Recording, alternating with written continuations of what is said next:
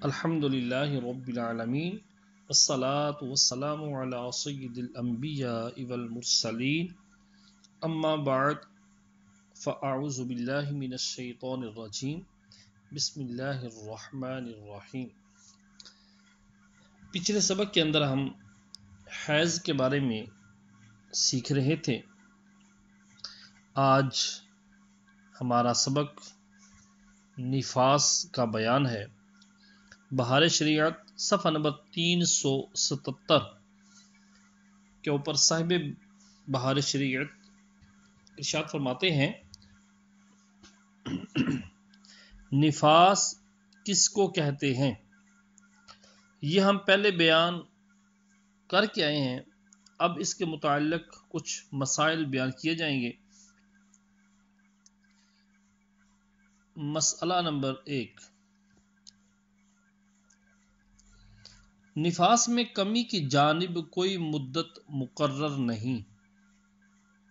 جس طرح حیض کی کم از کم مدت 3 دن ہے، اسی طرح نفاس کی کم از کم مدت نہیں ہے۔ نصف سے زیادہ بچہ نکلنے کے بعد ایک آن بھی خون آیا تو وہ نفاس ہے، اور زیادہ سے زیادہ اس کا زمانہ 40 دن رات ہے، اور نفاس کی مدت کا شمار اس وقت سے ہوگا کہ آدھے سے زیادہ بچہ نکل آیا۔ اور اس بیان میں جہاں بچہ ہونے کا لفظ آئے گا اس کا مطلب آدھے سے زیادہ باہر آ جانا ہے۔ آگے مسائل کے اندر جہاں پر یہ عرض کریں گے ہم کہ بچہ نکل آیا، تو اس سے مراد یہی ہوگا کہ آدھے سے زیادہ بچہ باہر نکل آیا۔ مسئلہ نمبر 2، کسی کو 40 دن سے زیادہ خون آیا تو اگر اس کے پہلی بار بچہ پیدا ہوا ہے یا یہ یاد نہیں کہ اس سے پہلے بچہ پیدا ہونے میں کتنے دن خون آیا تھا، تو 40 دن رات نفاس ہے، باقی استحاضہ۔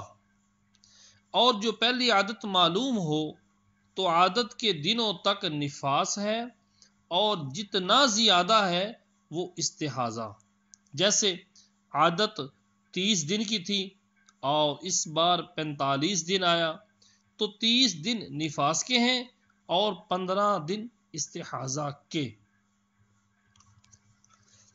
نمبر 3، بچہ پیدا ہونے سے پیشتر جو خون آیا نفاس نہیں بلکہ استحاضہ ہے، اگرچہ آدھا بچہ باہر آ گیا ہو۔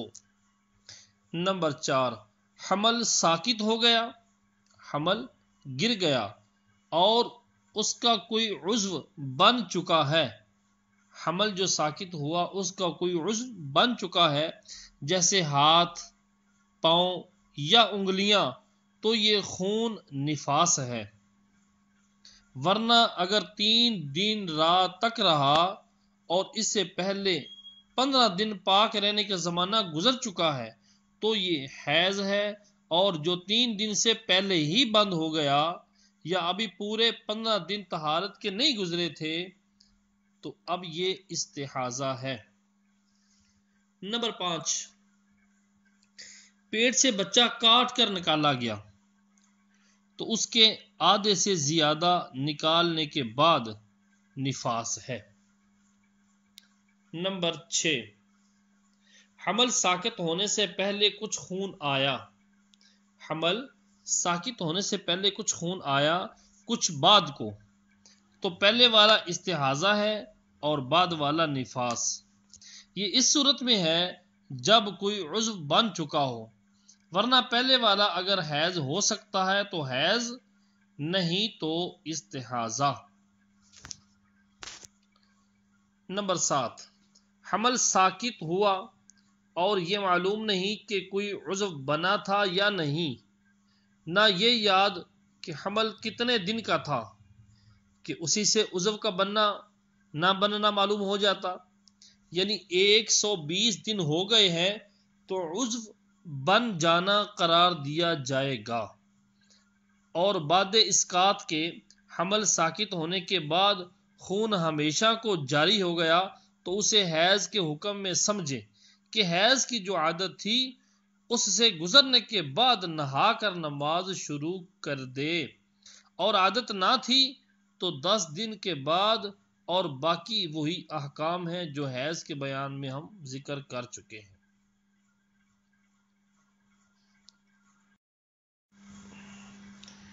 نمبر 8، جس عورت کے 2 بچے جڑواں پیدا ہوئے یعنی دونوں کے درمیان 6 مہینے سے کم زمانہ ہے تو پہلا ہی بچہ پیدا ہونے کے بعد سے نفاس سمجھا جائے گا۔ پھر اگر دوسرا 40 دن کے اندر پیدا ہوا اور خون آیا تو پہلے سے 40 دن تک نفاس ہے، پھر استحاضہ، اور اگر 40 دن کے بعد پیدا ہوا تو اس پچھلے کے بعد جو خون آیا استحاضہ ہے، نفاس نہیں، مگر دوسرے کے پیدا ہونے کے بعد بھی نہانے کا حکم دیا جائے گا۔ نمبر 9، جس عورت کے 3 بچے پیدا ہوئے کہ پہلے اور دوسرے میں 6 مہینے سے کم فاصلہ ہے، یوں ہی دوسرے اور تیسرے میں اگرچہ پہلے اور تیسرے میں 6 مہینے کا فاصلہ ہو، جب بھی نفاس پہلے ہی سے ہے۔ پھر اگر 40 دن کے اندر یہ دونوں بھی پیدا ہو گئے تو پہلے کے بعد سے بڑھ 40 دن تک نفاس ہے۔ نفاس پہلے بچے کے بعد ہی سے شروع ہو رہا ہے تو پہلے بچے کے بعد سے بڑھ کر مزید زیادہ سے زیادہ بھی 40 دن تک نفاس ہے، اور اگر 40 دن کے بعد ہیں ان بچوں کی ولادت، اگر 40 دن کے بعد ہیں تو ان کے بعد جو خون آئے گا استحاضہ ہے، مگر ان کے بعد بھی غسل کا حکم دیا جائے گا۔ نمبر 10، اگر دونوں میں 6 مہینے یا زیادہ کا فاصلہ ہے، 2 بچوں کے دوران 6 مہینے یا زیادہ کا فاصلہ ہے تو دوسرے کے بعد بھی نفاس ہے۔ پچھلے مسائل کے اندر 6 مہینے سے کم کا فاصلہ تھا، اس وجہ سے پہلے بچے کے بعد ہی نفاس شروع کا ہو جاتا ہے۔ یہاں پر فرما رہے ہیں دونوں بچوں کے درمیان اگر 6 مہینے یا اس سے زیادہ کا فاصلہ ہے تو دوسرے کے بعد بھی نفاس ہے۔ نمبر 11، 40 دن کے اندر کبھی خون آیا کبھی نہیں تو سب نفاس ہی ہے، اگرچہ 15 دن کا فاصلہ ہو جائے۔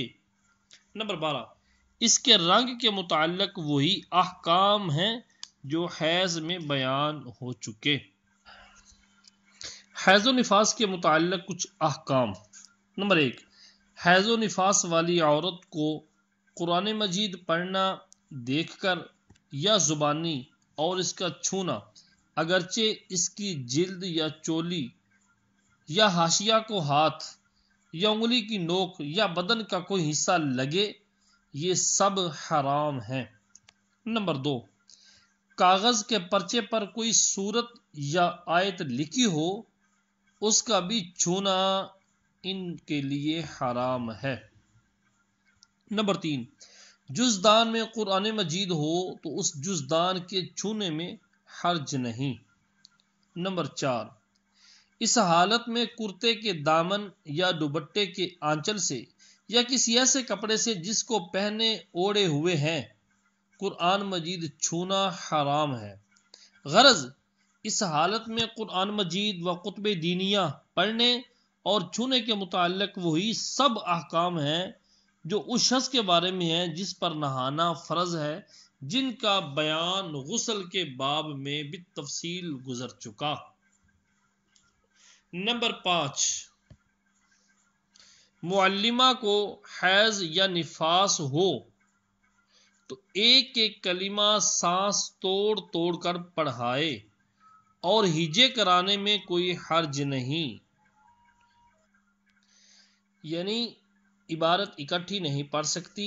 الحمد ایک کلمہ ہے، یہ پڑھا، رب العالمین الگ الگ کلمہ توڑ توڑ کے، سانس اپنی توڑ توڑ کے ایک ایک کلمہ پڑھ سکتی ہے، اور ہجے کرانے میں جب پڑھایا جائے تو حرج نہیں، جیسے حمزہ لام زبر ال، حا میم زبر ہم، الحم دال پیش دو، الحم دو، اس طرح پڑھانے میں حرج نہیں۔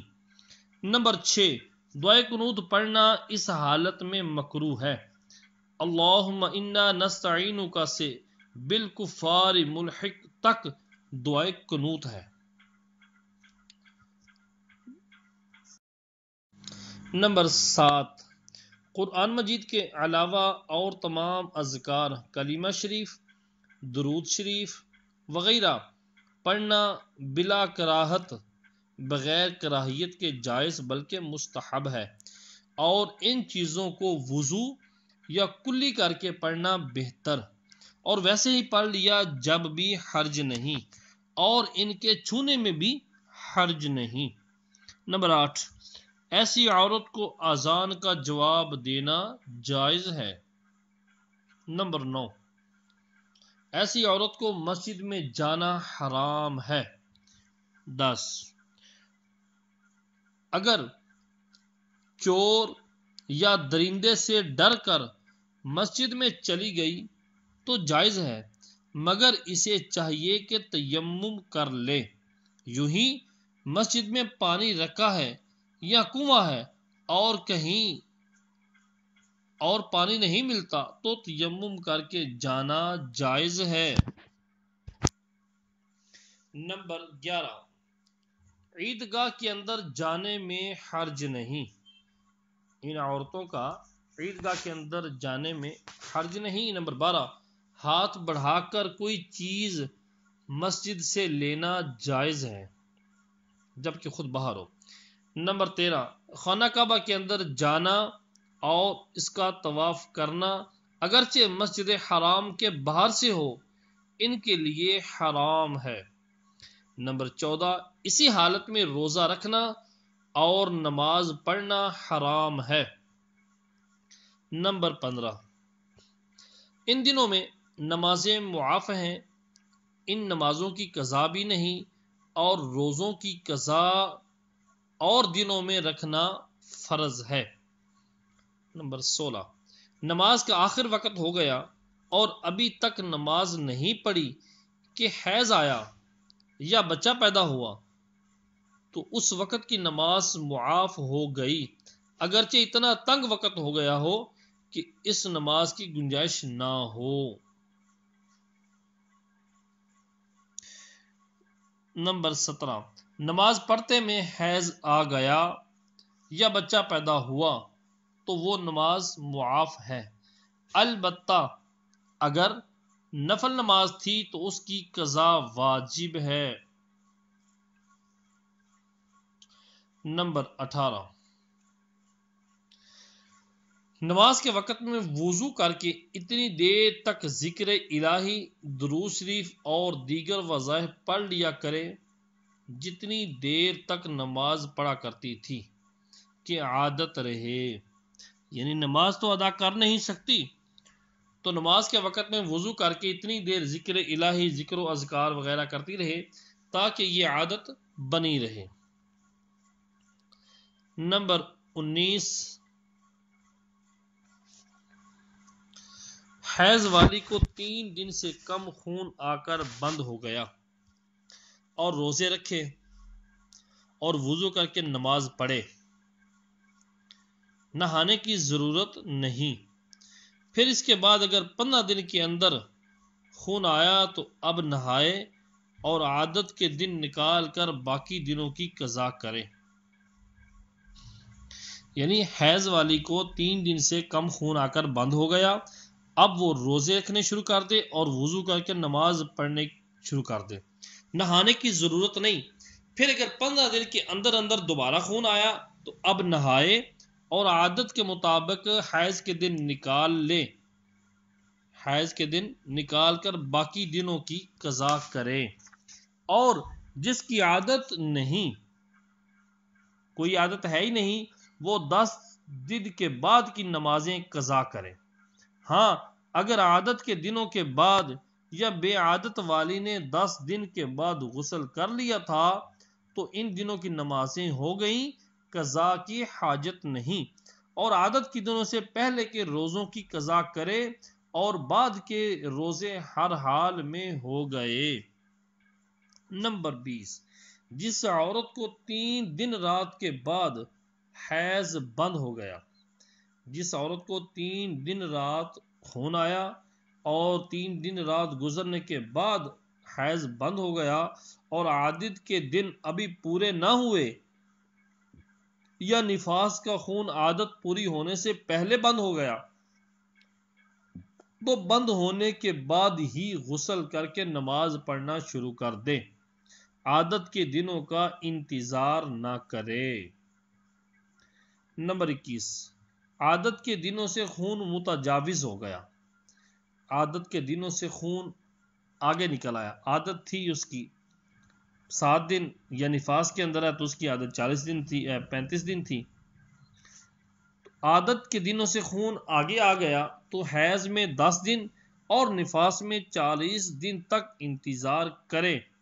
اگر اس مدت کے اندر بند ہو گیا تو اب سے نہا دھو کر نماز پڑھے، اور جو اس مدت کے بعد بھی جاری رہا تو نہائے اور عادت کے بعد باقی دنوں کی قضا کر لے۔ نمبر 22، حیض یا نفاس عادت کے دن پورے ہونے سے پہلے بند ہو گیا تو آخر وقت مستحب تک انتظار کر کے نہا کر نماز پڑھے۔ حیض یا نفاس عادت کے دن پورے ہونے سے پہلے بند ہو گیا، اب آخری وقت تک، وقت مستحب، نماز کے آخری وقت مستحب تک انتظار کر کے نہا کر نماز ادا کرے، اور جو خون عادت کے دن پورے ہو چکے، عادت کے دن 5 تھے 7 تھے، عادت کے دن پورے ہو چکے تو اب وقت مستحبہ کا انتظار نہ کرے، اس کی کچھ حاجت نہیں، وضو کر کے غسل کر کے نماز ادا کرنی شروع کر دے۔ نمبر 23، حیض پورے 10 دن پر اور نفاس پورے 40 دن پر ختم ہوا اور نماز کے وقت میں اگر اتنا بھی باقی ہو کہ اللہ اکبر کا لفظ کہے تو اس وقت کی نماز اس پر فرض ہو گئی، نہا کر اس کی قضا پڑھے۔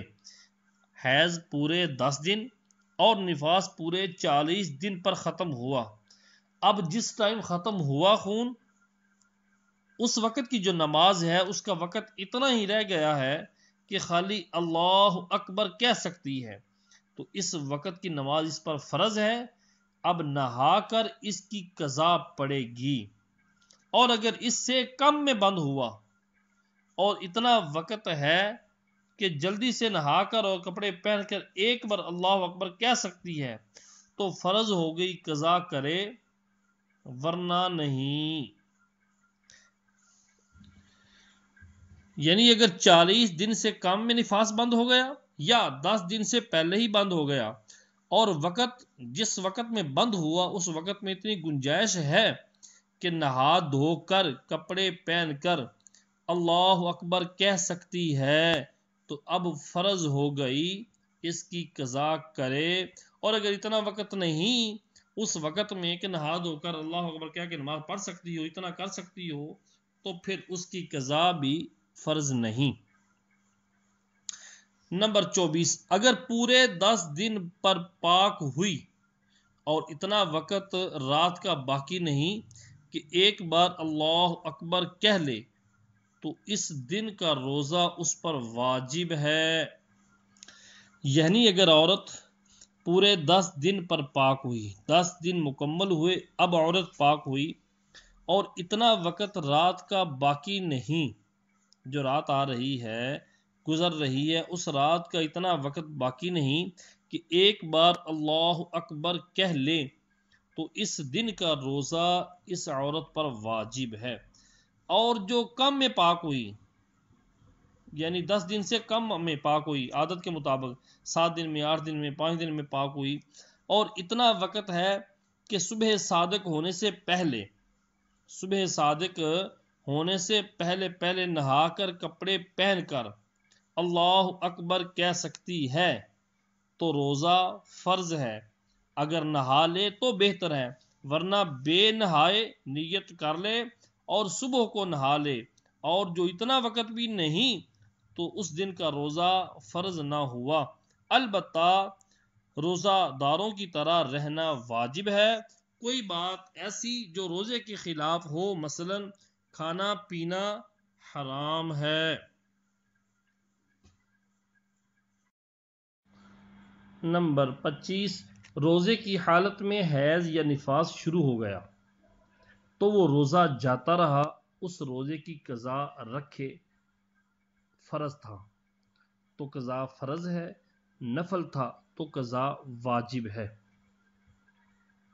نمبر 26، حیض و نفاس کی حالت میں سجدہ شکر و سجدہ تلاوت حرام ہے، اور آیت سجدہ سننے سے اس پر سجدہ واجب نہیں ہوا۔ نمبر 27، سوتے وقت پاک تھی اور صبح سو کر اٹھی تو اثر حیض کا دیکھا تو اسی وقت سے حیض کا حکم دیا جائے گا۔ عشاء کی نماز نہیں پڑھی تھی تو پاک ہونے پر اس کی قضا فرض ہے۔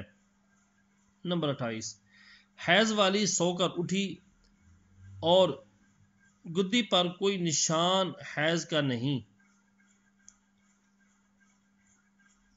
تو رات ہی سے پاک ہے، نہا کر عشاء کی قضا پڑھے۔ حیض والی عورت سو کر اٹھی تو گدی پر کوئی نشان حیض کا نہیں تو رات ہی سے وہ عورت پاک ہے، نہا کر عشاء کی نماز کی قضا پڑھے۔ نمبر 29، ہم بستری یعنی جماع اس حالت میں حرام ہے، نفاس کی حالت ہو یا حیض کی ہو، ان دونوں میں جماع کرنا، وطی کرنا، صحبت اختیار کرنا عورت سے حرام ہے۔ نمبر 30، ایسی حالت میں جماع جائز جاننا یہ کفر ہے، ایسی حالت میں جماع کو جائز سمجھنا کفر ہے، اور حرام سمجھ کر لیا تو سخت گناہ گار ہوا، اس پر توبہ فرض ہے، اور آمد کے زمانہ میں کیا تو 1 دینار اور قریب ختم کے کیا تو نصف دینار خیرات کرنا مستحب ہے۔ یعنی حیض و نفاس کی ابتدا والے دنوں میں ہی کیا تو 1 دینار، اور اگر قریب ختم کے کیا یعنی جن دنوں میں یہ ان کے آخری ایام چل رہے تھے حیض و نفاس کے، ان دنوں میں کیا تو نصف دینار خیرات کرنا مستحب ہے۔ نمبر 31، اس حالت میں ناف سے گھٹنے تک عورت کے بدن سے مرد کا اپنے کسی عضو سے چھونا جائز نہیں۔ عورت کی ناف سے گھٹنے تک کا جو بدن ہے، اس بدن کو مرد کا اپنے کسی بھی عضو سے چھونا جائز نہیں، جب کہ کپڑا وغیرہ حائل نہ ہو، شہوت سے ہو یا بے شہوت، اور اگر ایسا حائل ہو کہ بدن کی گرمی محسوس نہ ہوگی، اتنا موٹا کپڑا درمیان میں حائل ہے کہ بدن کی گرمی محسوس نہ ہوگی تو پھر حرج نہیں۔ نمبر 32، ناف سے اوپر اور گھٹنوں سے نیچے چھونے یا کسی طرح کا نفع لینے میں کوئی حرج نہیں، یوں ہی بوس و کنار بھی جائز ہیں۔ نمبر 33، اپنے ساتھ کھلانا یا ایک جگہ سونا جائز ہے، بلکہ اس وجہ سے ساتھ نہ سونا مکروہ ہے، یعنی حیض و نفاس کی وجہ سے اس سے نفرت کرنا اور ساتھ نہ سونا اس وجہ سے یہ مکروہ ہے۔ نمبر 34، اس حالت میں عورت مرد کے ہر حصہ بدن کو ہاتھ لگا سکتی ہے۔ نمبر 35، اگر ہمراہ ساتھ سونے میں غلبہ شہوت اور اپنے کو قابو میں نہ رکھنے کا احتمال ہو، اگر یہ گمان ہے کہ میں ساتھ سویا تو شہوت کا غلبہ ہوگا اور اپنے آپ کو قابو میں نہ رکھ سکے گا، اس چیز کا اگر احتمال ہے تو ساتھ نہ سوئے، اور اگر گمان غالب ہو کہ گناہ کر بیٹھوں گا تو پھر ساتھ سونا بھی گناہ ہے۔ نمبر 36، پورے 10 دن پر ختم ہوا۔ حیض پورے 10 دن پر ختم ہوا تو پاک ہوتے ہی اس سے جماع جائز ہے، اگرچہ اب تک غسل نہ کیا، مگر مستحب یہ ہے کہ نہانے کے بعد جماع کرے۔ اگر حیض 10 دن پر ختم ہوا تو 10 دن کے گزرتے ہی 10 راتیں گزرتے ہی وہ عورت پاک ہو گئی، بغیر غسل کے اس سے جماع جائز ہے، البتہ اب غسل نہ کیا، مگر مستحب یہ ہے کہ نہانے کے بعد جماع کرے۔ نمبر 37، 10 دن سے کم میں پاک ہوئی تو تا وقت یہ کہ غسل نہ کر لے۔ 10 دن سے کم میں پاک ہوئی، عادت کے مطابق 5 6 7 دنوں میں پاک ہوئی تو جب تک غسل نہ کر لے یا وہ وقت نماز جس میں پاک ہوئی گزر نہ جائے، یا وہ وقت جس وقت کے اندر یہ پاک ہوئی ہے یعنی خون آنا بند ہوا ہے، وہ نماز کا وقت جب تک نہ گزر جائے اس عورت سے جماع جائز نہیں۔ اور اگر وقت اتنا نہیں تھا کہ اس میں نہا کر کپڑے پہن کر اللہ اکبر کہہ سکے تو اس کے بعد کا وقت گزر جائے یا غسل کر لے تو جماع جائز ہے، ورنہ نہیں۔ یعنی اگر عورت جس وقت میں پاک ہوئی ہے اور وہ وقت اتنا نہیں ہے کہ نہا کر اللہ اکبر کہہ کے نہا کر اللہ اکبر کہہ سکے تو اب کیا کیا جائے گا؟ اب اس کے بعد جو اگلا نماز کا ٹائم ہے وہ پورا گزر جائے تب جماع جائز ہوگا بغیر نہانے کے، یا پھر نہا لے غسل کر لے تو اب جماع جائز ہے، بغیر اس کے جائز نہیں۔ نمبر 38، عادت کے دن پورے ہونے سے پہلے ہی ختم ہو گیا تو اگرچہ غسل کر لے جماع ناجائز ہے، یعنی جائز نہیں، تا وقت یہ کہ جب تک کہ عادت کے دن پورے نہ ہو لیں۔ جیسے کسی کی عادت 6 دن کی تھی اور اس مرتبہ 5 ہی روز آیا تو اسے حکم ہے کہ نہا کر نماز شروع کر دے، مگر جماع کے لیے 1 دن اور انتظار کرنا واجب ہے۔ نمبر 39، حیض سے پاک ہوئی اور پانی پر قدرت نہیں کہ غسل کرے اور غسل کا تیمم کیا تو اس سے صحبت جائز نہیں جب تک اس تیمم سے نماز نہ پڑھ لے۔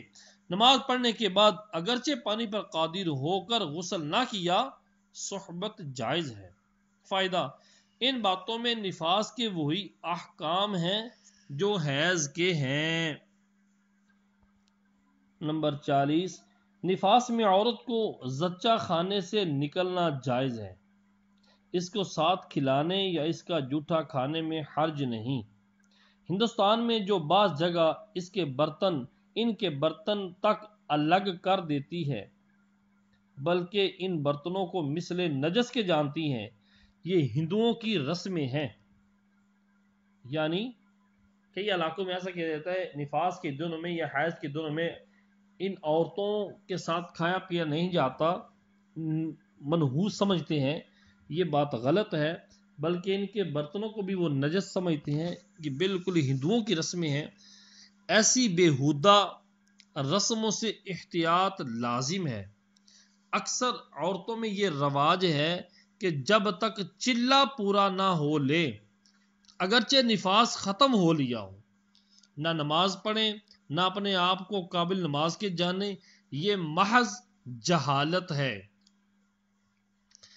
یہ بات میں دوبارہ دہراؤں گا کہ اکثر عورتوں میں یہ رواج پڑ گیا ہے کہ جب تک چلہ پورا نہ ہو لے، اگرچہ نفاس ختم ہو گیا، نہ نماز پڑھیں گی نہ اپنے آپ کو نماز کے قابل جانیں گی، یہ محض جہالت ہے۔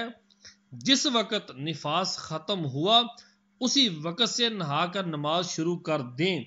اگر نہانے سے بیماری کا پورا اندیشہ ہو تو تیمم کر لیں۔ نمبر 41، بچہ ابھی آدھے سے زیادہ پیدا نہیں ہوا اور نماز کا وقت جا رہا ہے اور یہ گمان ہے کہ آدھے سے زیادہ باہر ہونے سے پہلے نماز کا وقت ختم ہو جائے گا تو اس وقت کی نماز جس طرح ممکن ہو وہ پڑھے۔ اگر قیام، رکوع، سجود نہ ہو سکے اشارے سے پڑھے، وضو نہ کر سکے تیمم سے پڑھے، اور اگر نہ پڑھی تو گناہ گار ہوئی، توبہ کرے اور طہارت کے بعد قضا پڑھے۔